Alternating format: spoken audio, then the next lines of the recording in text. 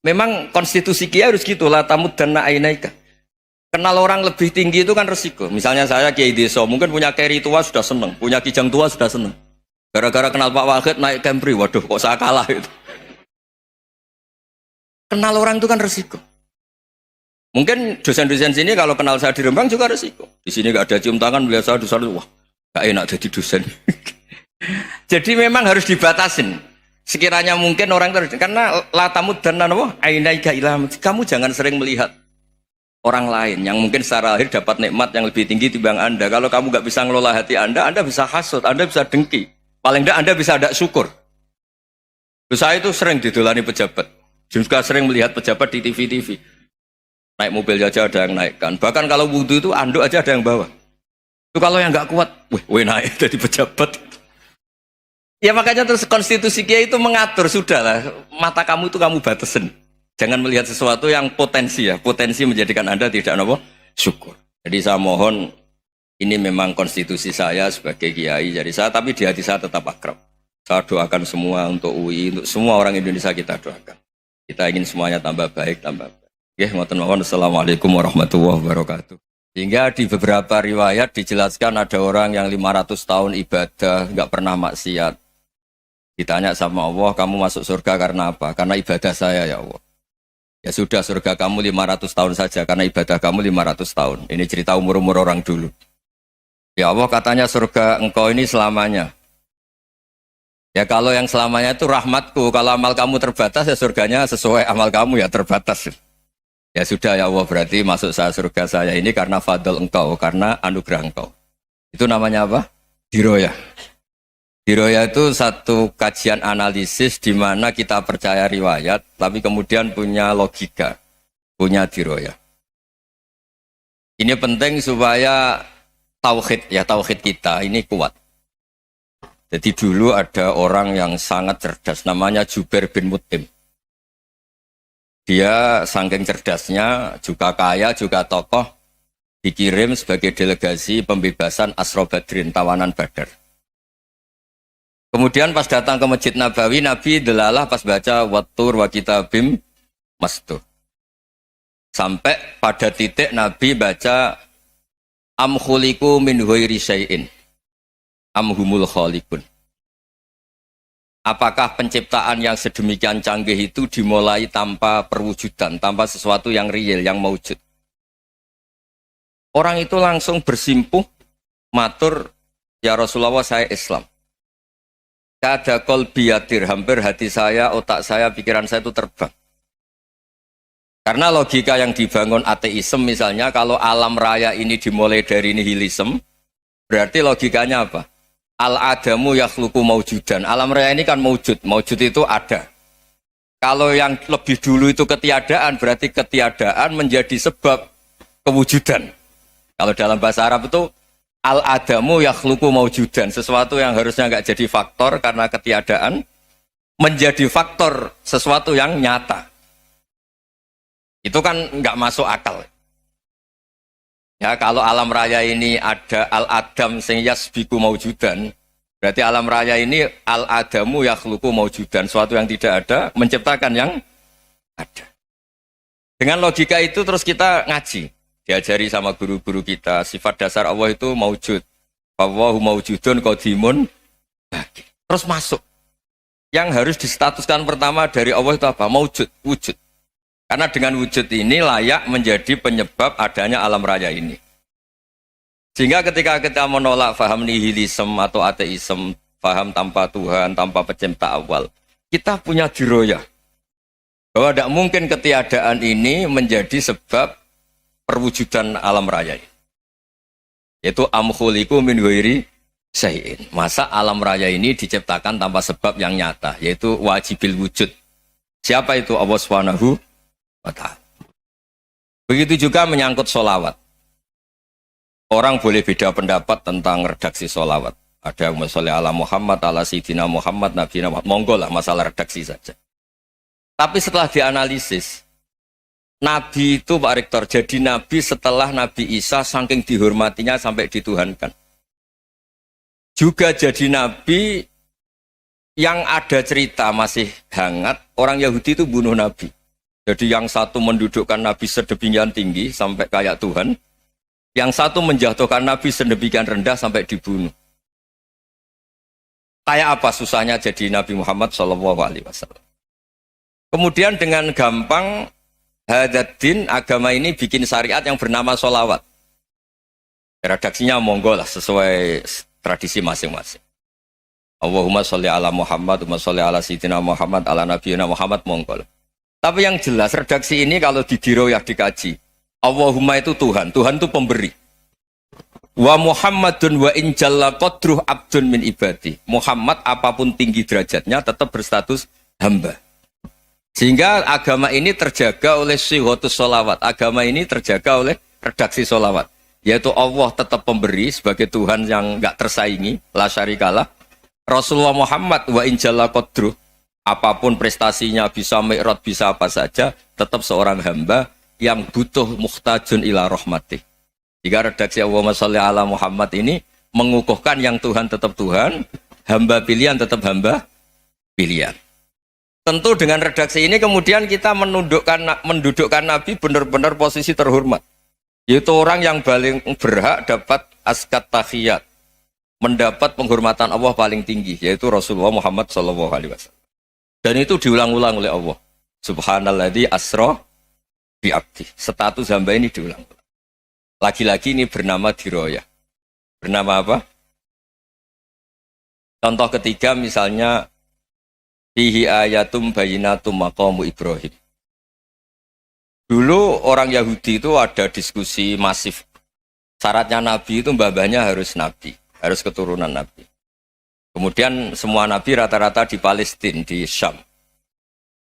Lalu Muhammadnya asal-usulnya dari mana? Tahu-tahu orang Arab kok Nabi, padahal orang Arab itu dulu jahiliyah.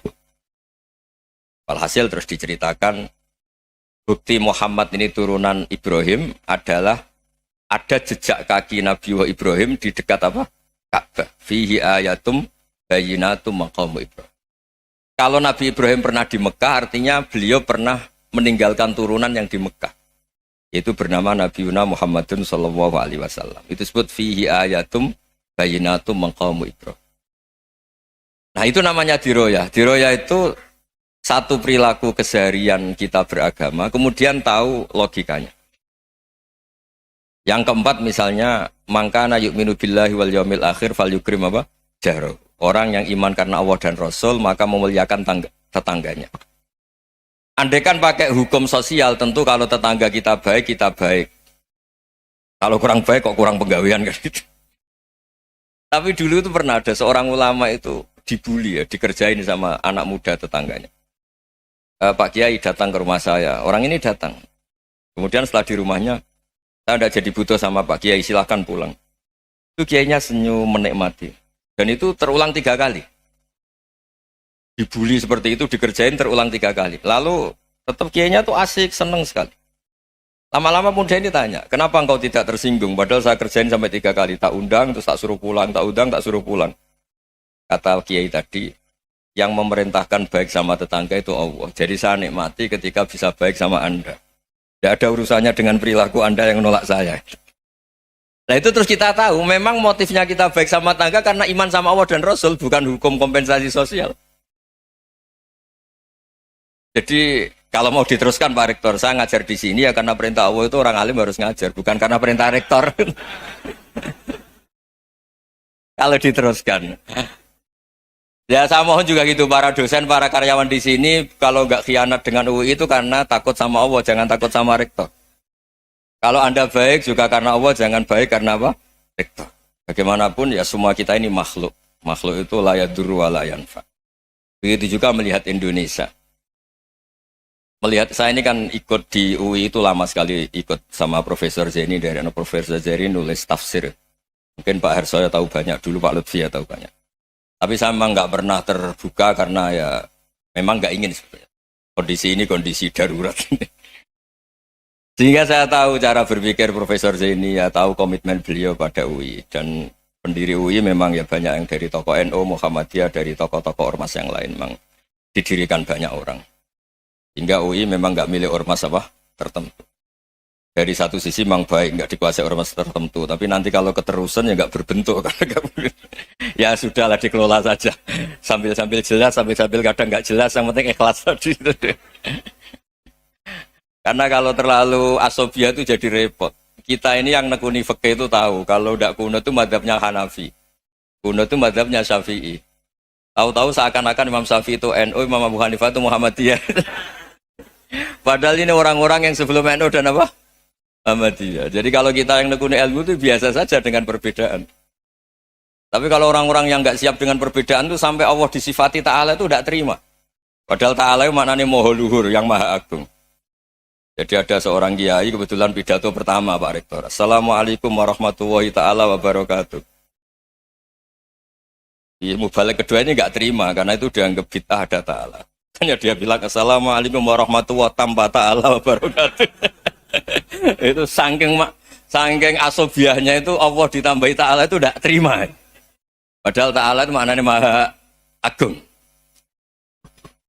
Nah itu kan jadi repot kalau asobiah gitu. Kalau kita ngadepi perbedaan itu biasa saja. Karena kita mungkin bacanya banyak, lihat hal-hal seperti itu ya biasa saja. Karena dulu itu perbedaan itu urusan sudut pandang. Ya saya ulang lagi, perbedaan itu sudut.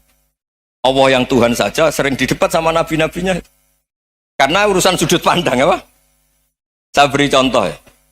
Suatu saat Khalilur Rahman Ibrahim itu saatnya meninggal sama Allah, Israel disuruh. Israel itu Ibrahim saatnya meninggal, ambil nyawanya. Setelah datang ke Ibrahim, ya Khalilur Rahman Ibrahim, saya disuruh nyabut nyawa Anda. Itu Israel dipaksa mikir sama Ibrahim. Hal ra'aita khalilan yumitu khalilah. Kamu tahu orang yang mencintai kemudian bunuh yang dicintai. Itu logika agak benar. Akhirnya Israel kan nggak biasa debat, kan nggak dilatih debat, nggak pernah ikut lomba UI debat ilmiah. Dia taunya nyambut nyawa aja. Kembali ke Allah. Ya Allah, kata Ibrahim, hal ra'aita khalilan yumitu khalilah. Masa kekasih bunuh yang dicintai ya. Tapi kata Allah santai. Bilang ke Ibrahim, hal ra'aita habiban yakrahu ayyalqa habibah. Masa katanya dia cinta saya, kemudian ketemu saya tidak berani. Israel mater lagi. Logikanya gini Ibrahim, masa yang dicintai sama yang ketemu yang dicintai nggak berani. Ya udah ketemu aja. Katanya yang meninggal itu. Artinya kamu bisa saja GR tidak mati-mati karena merasa dicintai. Atau ingin mati karena mencintai. Nah maksud saya, dalam hal-hal seperti ini orang UI pasti nggak jelas. Katanya cinta Allah suruh mati ya nggak mau. Nggak jelas kan? Dibilang nggak cinta juga nggak mau. Tapi dibilang cinta kalau ukurannya mati juga nggak mau. Nah, tapi dalam banyak hal nggak jelas itu penting Pak Rektor. Penting sekali. Buatan Buyan, saya beri contoh sekian ilmiah, nggak jelas itu penting. Rasulullah SAW itu dalam banyak hal itu disuruh Allah, memang disuruh supaya ngambil sikap seperti itu. Karena Allah itu punya otoritas penuh untuk bikin orang itu baik atau tidak baik. Wahsy itu yang membunuh Sayyid Hamzah, orang paling dicintai Nabi, di antara yang dicintai Nabi. Qatalahu Wahsyun, dibunuh oleh Wahsy. Nabi secara basarnya itu nggak suka sama Wahsy. Sampai cara lahir ya ingin corong Jawa, ingin masuk nol. Tapi apa kata Allah? Laisa laka minal amri syai'un aw yatuba alaihim aw yu'adziba. Itu tidak wilayah kamu Muhammad. Malah Wahsy dikasih tobat sama Allah. Khalid bin Walid, itu perang Uhud kalah itu karena ide brilian Khalid bin Walid. Pas itu masih panglima kafir. Yaitu pura-pura kalah, ghanimah dilepas, sahabat turun, pasukannya naik, walhasil orang Islam kalah. Khalid bin Walid akhirnya juga masuk Islam. Orang yang secara basariah Nabi itu gak siap. Kebalikannya juga ada. Sa'labah itu orang sampai tempat gelar Hamamatul Masjid. Ini pas ngaji mesti ingat. Salam. Dia di masjid terus. Setiap habis salam tuh lari karena istrinya nyuwun sewu masih berpakaian yang tidak pantas. Kenapa engkau terburu-buru pulang? Pakaian yang dipakai istri saya sekarang saya pakai. Ya pakaian sarung itu kayak Pak Rektor kan fleksibel. Ini khusus mau Ramadan, tidak akan sarungan terus, gak usah khawatir. Jadi ini tadi sudah perjanjian. Saya yang kiai celananan, beliau yang rektor pakai sarung. Jadi iya. Supaya itu barter madhab. Tapi hanya sekali ini aja, bukan. Jadi jangan diharapkan ini jadi tontonan terus-menerus dan ini barter mata. Saya sama Profesor Kores juga sering gitu. Saya pakai sarung yang dihadiahi beliau, beliau pakai sarung yang dihadiahi saya. Memang itu tradisi Islam. Tahadau tahabu, kamu saling memberi hadiah maka kamu saling mencintai. Bukan riswah, bukan riswah. Walhasil terus Sa'labah ini buat saya didoakan Nabi supaya saya kaya, supaya tidak sering ganti-ganti pakaian seperti ini sama istri saya. Jangan-jangan kamu miskin itu lebih baik. Ngotot minta didoakan. Didoain Nabi kaya, terus lama-lama ninggal sholat, ninggal jamaah. Itu Allah belum tersinggung. Yang mulai Allah tersinggung itu kan saya sering fatwa di mana-mana, sering memberi saran. Mumpung kamu miskin itu sering sedekah, karena kalau sudah kaya itu tidak bisa. Saya memberi analogi gini. Kalau saya masih santri miskin, punya uang 100.000, diminta guru saya 50 tak kasihkan, padahal itu 50%. Punya 2 kambing kurus, diminta guru saya 1 pasti tak kasihkan, padahal itu 50%. Jadi kalau punya sapi Brahman atau sapi limusin yang harganya itu 100 juta, punya 2, diminta 1 boleh enggak? Enggak boleh. Saya punya motor butut 2, diminta teman saya 1 boleh, tapi kalau Davidson Harley itu enggak boleh itu. Nah, walhasil itu kalau kita miskin, misalnya kita zaman kuliah atau zaman mondok atau zaman apa saja, punya uang 100.000, narik temannya sampai 50.000 kan biasa. Tapi setelah 1 miliar, berani nggak kamu kasihkan 500 juta? Sama-sama 50%. Enggak kan?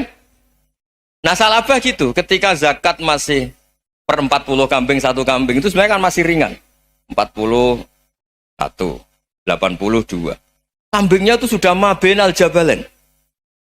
Barang dihitung zakat karena sudah ribuan, jumlahnya sampai 400 kambing. Banyak lah pokoknya. Terus kata Sa'labah, ini pemerasan. Karena jumlahnya besar. Allah tersinggung karena nabinya dianggap narik zakat itu dianggap kharat, dianggap pemeras. Allah tersinggung kemudian fa'aqobahum nifakon fi qulubihim ila yaumil. Dia ditetir munafik. Semenjak itu terus tadi kembali gak jelas tadi. Barkohnya gak jelas itu menjadi orang tuh bijak. Ini sekarang nakal, jangan-jangan nanti jadi orang baik. Yang sekarang baik, jangan-jangan suatu saat jadi tidak baik. Semua orang introspeksi. Gak ada jaminan kalau kita sekarang baik akan baik terus. Gak ada jaminan kalau kita sekarang buruk akan buruk terus. Sehingga terus banyak kiai-kiai bijak itu memang lahirnya gak tegas. Tapi gak tegas itu yang menjadikan bijak. Karena sama-sama mungkin. Itu yang disebut laisa laka minal amri syai'un aw yatuba alaihi wa yu'adzibum. Itu tidak wilayah kamu. Ketika Allah mengomentari orang munafik juga wa yu'adzibal munafiqina insya'a aw yatub. Bisa saja ada yang diseksa, bisa saja ada yang dikasih tobat. Karena pola yang kita analisis itu semuanya menurut kita. Bukan menurut kemaslahatan orang apa? Banyak. Saya punya sekian contoh cerita. Orang yang sowan kiai baik-baik, mungkin bawa gula atau salam tempel, tidak tahu lah. Itu tidak mesti jadi wali. Tapi Kalijogo yang kenal Sunan Bonang, itu kenalnya itu karena ingin begal. malah jadi wali. Tapi tidak usah dicoba. Umar itu nyari Nabi itu mau dibunuh. Tapi malah tobat jadi orang baik. Jadi ini penting ngaji ya, supaya tidak tegas itu, tidak jelas itu kadang baik. Nah termasuk saya juga termasuk dia yang milih tidak jelas. Saya sering gojlok ini, Fajar Hadili ini murid-murid saya sering saya gojlok. Kalau semua sistem pendidikan kayak kampus, kayak UII, kayak UIN semuanya, itu sistem yang bagus karena tertib, jam kuliahnya jelas, mata kuliahnya jelas. Kalau di pesantren itu Pak Arso itu gak tertib, tapi justru itu enak ketemu di jalan orang berani tanya. Nah, ini kalau mbak-mbak misalnya menstruasi, mau belajar haid nunggu semester berapa baru tahu. Itu bisa sekian tahun gak sholat karena nunggu pelajarannya baru diterangkan. Mau haji juga gitu, nunggu mata pelajaran haji. Kalau nggak jamnya, nggak mau dosennya ngajarin. Ya, kalau kiai kan enggak, ketemu di jalan, tanya, dijawab. Jam berapa juga dijawab. Artinya Indonesia itu berkah, ada sistem kampus yang tertib. Ya semoga termasuk tertib gajinya. Tapi tertib gajinya itu juga sebenarnya rugi, saya sering. Ada pegawai negeri Gus, tolong doain saja di PNS, enak jadi. Gajinya tetap. Kata saya nggak mau kalau gaji saya tetap. Kok bisa Gus? Enak tiap bulan mesti dapat gaji. Kalau tetap nggak naik-naik kata saya. Kalau kiai gajinya nggak tetap, tapi di atas yang tetap kata saya. Artinya Indonesia itu berkah. Kalau semuanya pakai sistem pendidikan setertib ini, orang mau tanya khaid ya nunggu pelajaran khaid. Bab haji ya nunggu pelajaran haji. Tapi kalau ketemu kiai itu enggak. Ya semuanya, saya pernah di pasar, Gus, mau tanya. Tanya apa? Anak saya ini keluar darah terus gini-gini. Padahal biasanya khaid hanya 7 hari gini-gini. Ya sudah kembalikan ke biasanya, rudat ilal adat. Itu enggak usah sowan ke rumah. Juga enggak registrasi dulu, enggak daftar dulu. Ya ini enggak nyindir cerita saja. Supaya ini bukti koalisi beneran. Jadi saya yang kiai enggak tertib jam, koalisi sama yang tertib jam. Jadi kalau semuanya sistem kampus, nanti pertanyaan itu enggak bisa on time, enggak bisa setiap saat. Makanya Indonesia itu berkah. Kiai-kiai yang alim yang di jalan-jalan banyak. Juga kiai yang di kampus dokter-dokter fikih banyak. Yang nekuni ilmu umum ya banyak, macam-macam. Itu masalah itu kalau saling mengadili itu baru masalah. Misalnya kiai ngeluh, nggak enak jadi kiai, tidak punya gaji tetap. Yang dosen ngeluh, nggak dicium tangannya. Karena memang unik Indonesia itu. Kalau guru fikih kok dosen itu tetap nggak dicium tangannya. Karena pikirannya anak-anak itu, wong sudah bayar disuruh nyium. Itu kayak di alam sadar tuh gitu. Kalau kiai itu kan anak-anak gak bayar itu.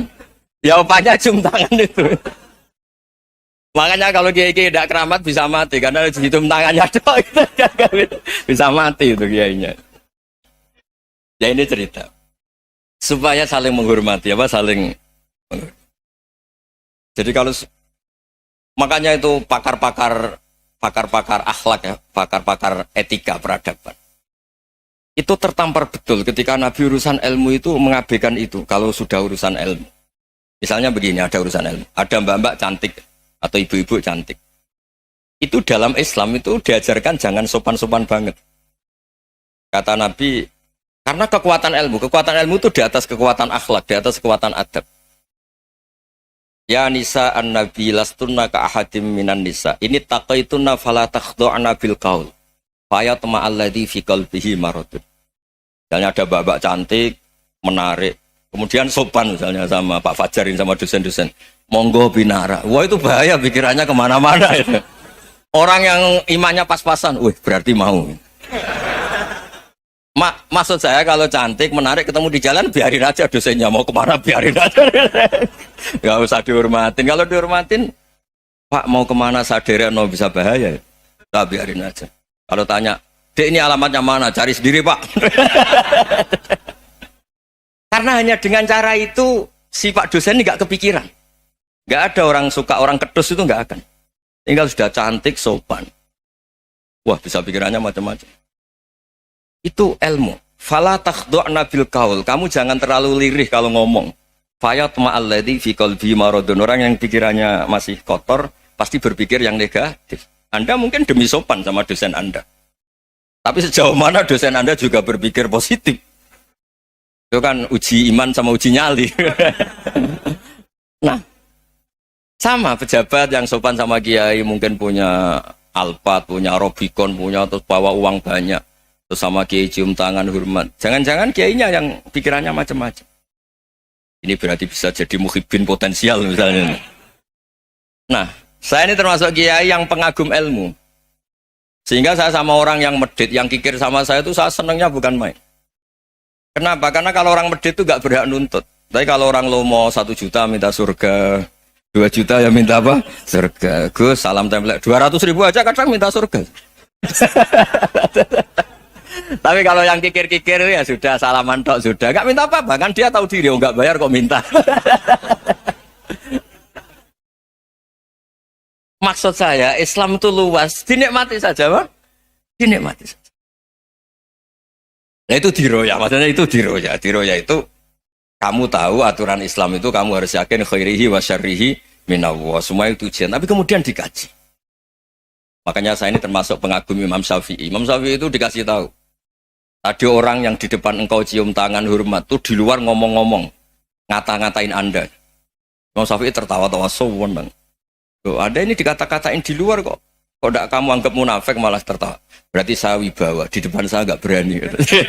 Dianggap penting saja. dibilangin, sebagian orang kampung sini nggak suka sama engkau. Baguslah, nggak akan pinjem uang sama saya. Kata. Di mana-mana orang pinjem minta tolong itu karena seneng. Kalau benci kan enggak.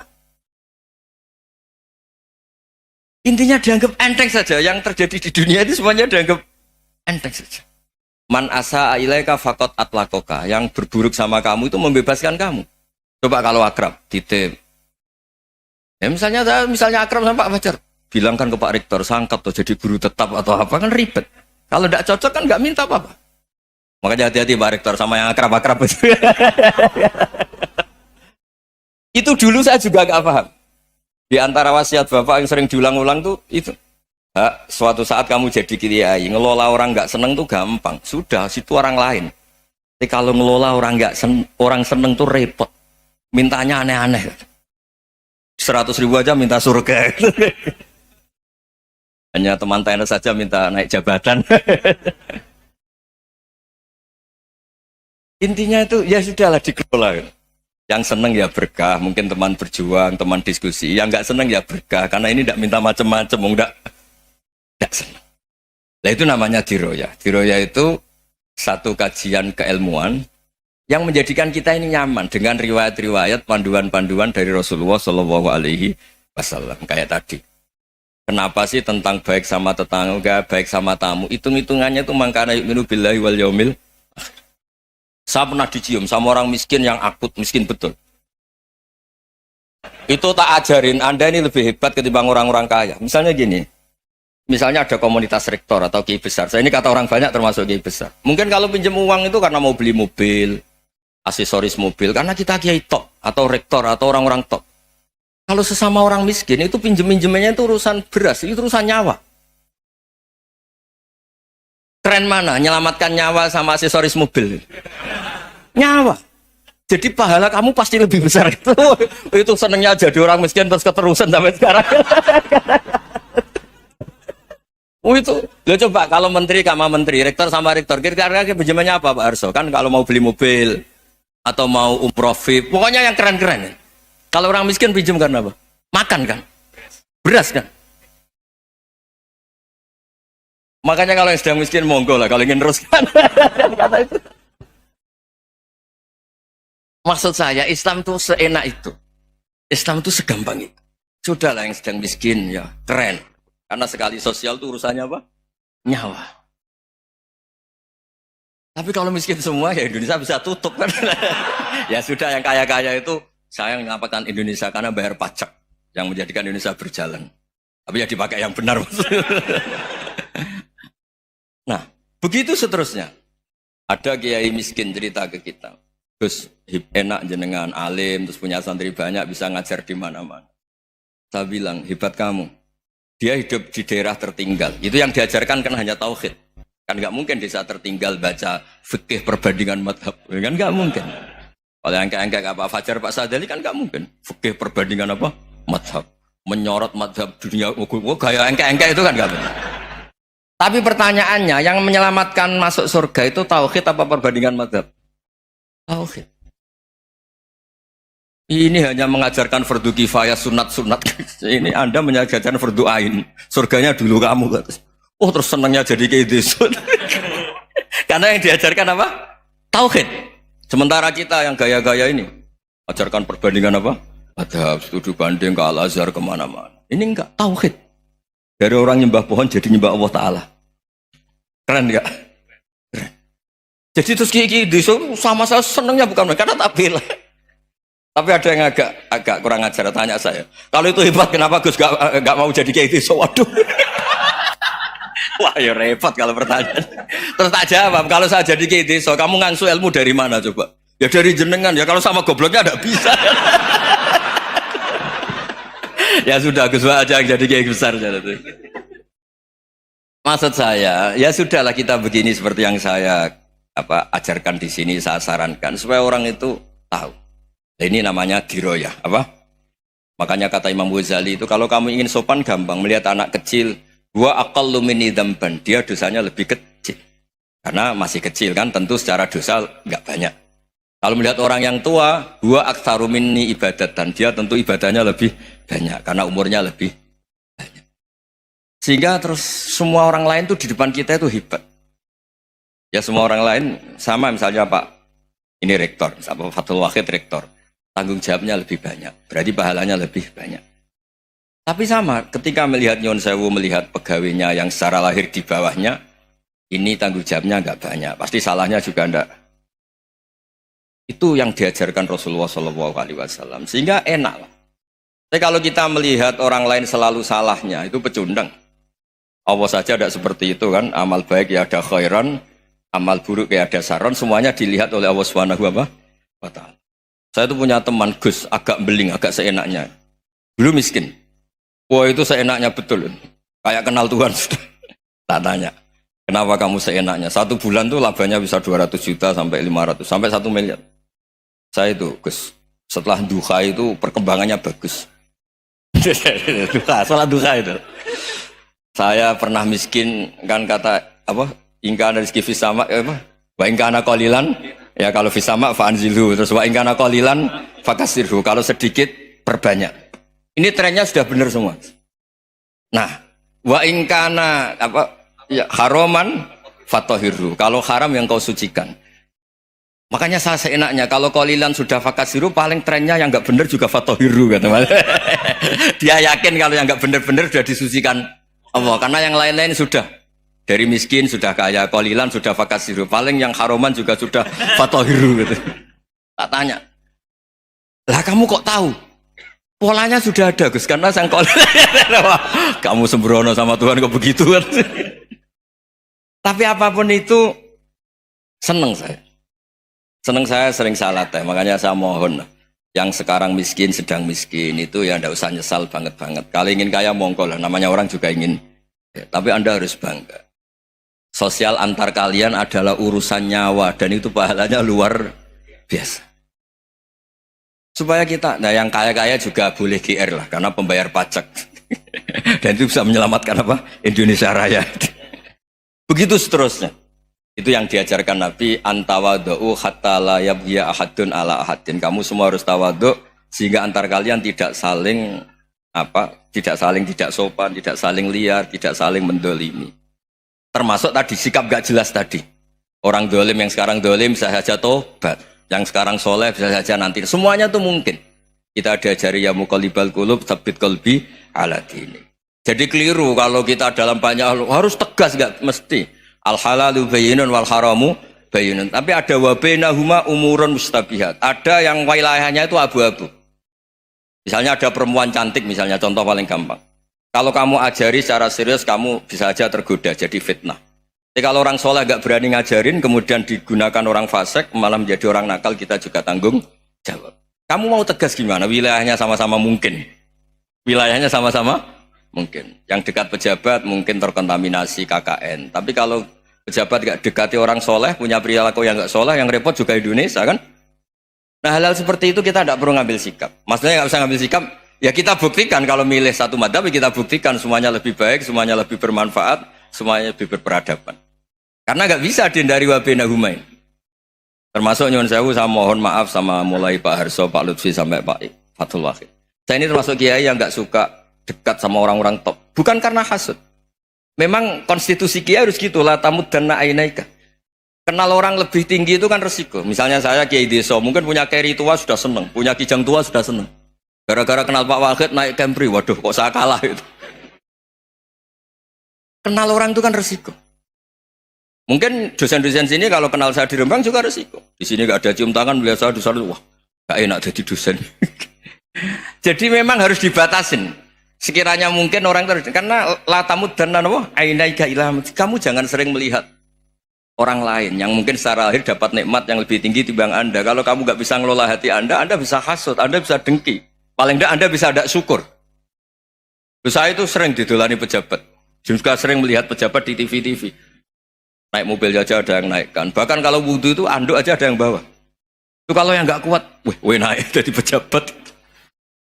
Ya makanya terus konstitusi kiai itu mengatur, sudahlah, mata kamu itu kamu batasin. Jangan melihat sesuatu yang potensi ya, potensi menjadikan Anda tidak apa syukur. Jadi saya mohon, ini memang konstitusi saya sebagai kiai, jadi saya, tapi di hati saya tetap akrab. Saya doakan semua untuk UI, untuk semua orang Indonesia kita doakan. Kita ingin semuanya tambah baik, tambah baik. Oke, ngoten mawon. Assalamualaikum warahmatullahi wabarakatuh.